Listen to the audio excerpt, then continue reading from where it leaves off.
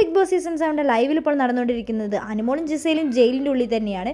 അവരുടെ പുറത്ത് കാവലിരിക്കുന്നത് ബിന്നിയും അതേപോലെ തന്നെ റെന ഫാത്തിമയുമാണ്. എന്തെങ്കിലുമൊക്കെ ന്യൂസ് പിടിക്കാൻ പറ്റിയെങ്കിൽ അങ്ങനെ പിടിച്ചിട്ട് പോകാമെന്ന് കരുതിയിട്ടാന്ന് തോന്നുന്നു രണ്ടുപേരും വന്നിരിക്കുന്നുണ്ട്. ജിസയിലാണ് ഇപ്പോൾ നല്ല സ്ക്രീൻ സ്പേസ് എന്ന് കണ്ടതോടെ ബിന്നി ഇപ്പോൾ ജിസയിൽ എവിടെയുണ്ടോ അവിടെയുണ്ട്. നീ വെറുതെ ഓരോ കള്ളത്തരങ്ങൾ പറയല്ലേ അനുമോളെ, ഞാൻ അങ്ങനത്തെ ഒന്നും പ്രവൃത്തി ഇവിടെ ബിഗ് ബോസ് വീട്ടിൽ ചെയ്തിട്ടില്ല.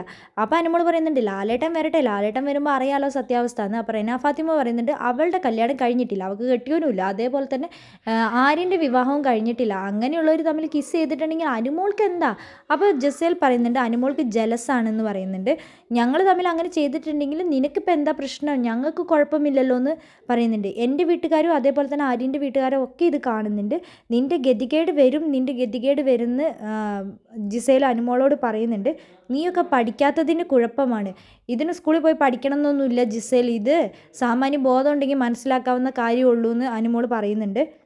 നീ ഈ ഷോയിൽ ഫുള്ളും നുണയാണ് പറയുന്നത്, അത് എല്ലാ ജനങ്ങളും കാണുന്നുണ്ടെന്ന് ജിസേൽ അനുമോളോട് പറയുന്നുണ്ട്.